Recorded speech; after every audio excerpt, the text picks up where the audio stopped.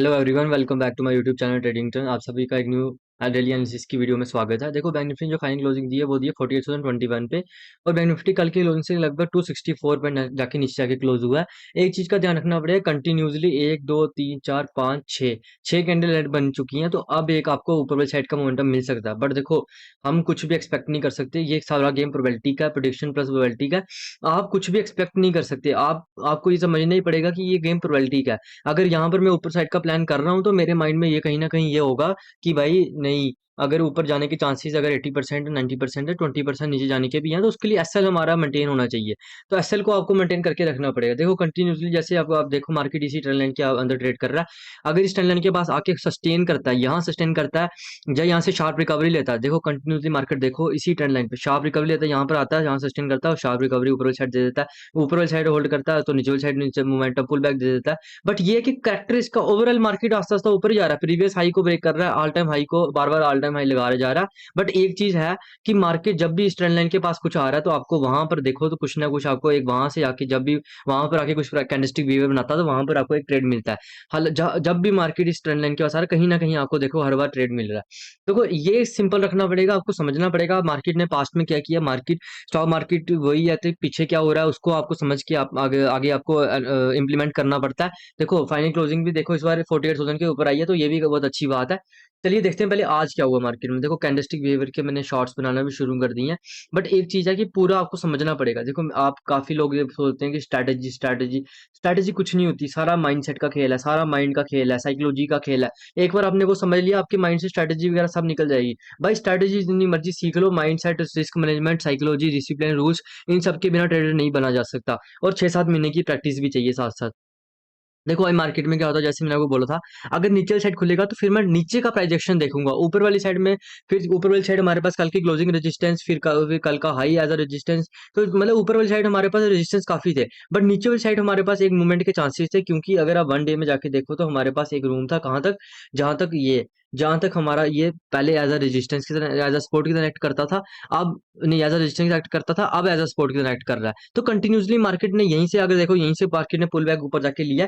But ये है कि उसके लिए आपको समझना पड़ेगा कि मूवमेंट आ सकती है, कितनी मूवमेंट आ सकती है। कल मूवमेंट बड़ी थी। कल देखो, आपको समझना पड़ेगा साइडवेज मार्केट कब हो सकता है, ट्रेंडिंग मार्केट कब हो सकता है, कब रेजिस्टेंस के पास आ रहा है, वहां पर मार्केट कंडीशन क्या बना रहा है। यहाँ पर अगर आप देखो, नहीं भी आपको समझ आ रही है, आप कंडीशन देखो ना, आस्ता आस्ता मार्केट कहीं ना कहीं ऊपर वाली साइड घूमने शुरू हो गया था, तो आप कहीं ना कहीं उसको एग्जिट कर सकते हो। पर कल क्या हुआ, कल आपको देखो, कल कल कैंडलस्टिक बिहेवियर देखो, कहीं भी मार्केट ने एक दो कैंडल सस्टेन के नीचे आ गया, एक दो कैंडल, तीन चार कैंडल सस्टेन के नीचे आ गया। फिर यहाँ से जब टर्न होने लगा तो आपको सामने दिख रहा है कि मार्केट टर्न हो रहा है। तो अगर आपने एक बार कैंडलस्टिक बिहेवियर समझ लिया, एक बार आपने माइंडसेट समझ लिया, आपको स्ट्रैटेजी की जरूरत नहीं पड़ेगी। आप प्राइस एक्शन देखो, प्राइस एक्शन को ट्रेड करो, प्राइस एक्शन को समझो, कैंडल को समझो, बायर सेलर की गेम को समझो, एसएल समझो, एसएल कहाँ लगे होंगे, प्रॉफिट बुकिंग कहाँ हो सकती है, लॉन्ग अनवाइंडिंग, शॉर्ट कवरिंग कहाँ हो सकती है। उसके बाद जाके आपको चार्ट सारा दिखने लगेगा। चार्ट को समझो बार बार। अब देखो क्या होता है चार्ट को, अब देखो मूवमेंट कहाँ आई। मूवमेंट कहाँ कब आएगी, जब कुछ प्राइस एक्शन बनेगा। मार्केट ने कल यहीं पर फ्लैट खुला, मैंने आपको बोला था अगर गैप डाउन खुलेगा, उसके बाद देखो बायर कोशिश कर रहे हैं, बायर कोशिश कर रहे हैं मार्केट को लेने की। बट सेलर इतने स्ट्रांग है कि प्रीवियस हाई को ब्रेक नहीं करने दे रहे, और प्रीवियस हाई को ब्रेक ना करने देके इसको तीन चार कैंडल जब सस्टेन करता है, यहीं आपकी एंट्री हो जाएगी। ये आपके लिए एसएल रहेगा और ये आपको टारगेट मिला। देखो, ये आज पूरे दिन देखो मार्केट साइडवेज ही रहा है, तो एक चीज का ध्यान रखना पड़ेगा, कल हमारे पास दोनों साइड की मोमेंटम मिल सकती है। आज एक्सपायरी थी, मार्केट ने सच एक्सपायरी मूव तो दी नहीं, कल ही दे दी थी। वो ट्यूसडे को मूवमेंट बड़ी आ गई थी।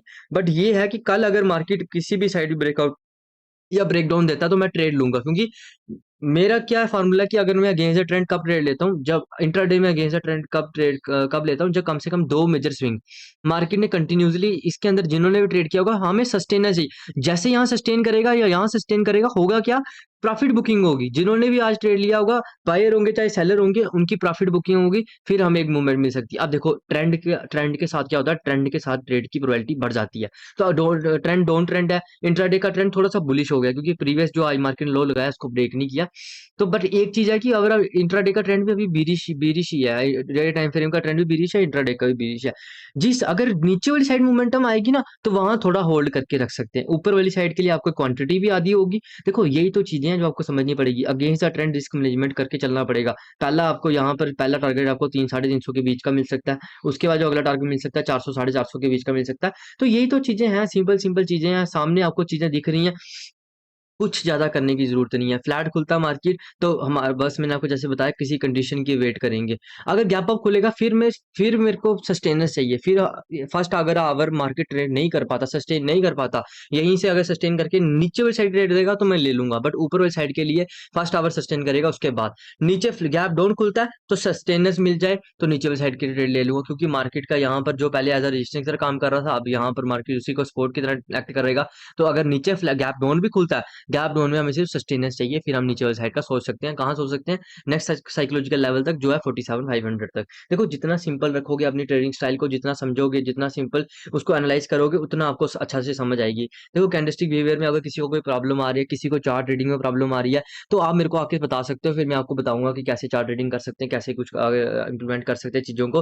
देखो कल क्या है? थर्सडे है, तो कल हमारी निफ्टी 50 की एक्सपायरी हुई है। निफ्टी 50 को अगर आप देखो देखो स्टार्टिंग आपने किसी भी अगर किसी भी इंडेक्स को ट्रेड कर रहे हो, स्टॉक को ट्रेड कर रहे हो, पहले नंबर आपने आती है उसका वन डे का चार्ट देखना। वन डे में क्या हो रहा है? वन डे में देखो Nifty 50 as compare to bank Nifty थोड़ा सा ज्यादा बुलिश है, क्योंकि निफ्टी 50 ने अभी मेजर कोई ऐसा स्विंग या ब्रेक नहीं किया हुआ है। निफ्टी 50 काफी स्ट्रांग है, अगर आप देखो तो अपने हाई से इतनी बड़ी मूवमेंट नहीं दिया, बट बैंक निफ्टी अच्छी खासी मूवमेंट लेके नीचे आया।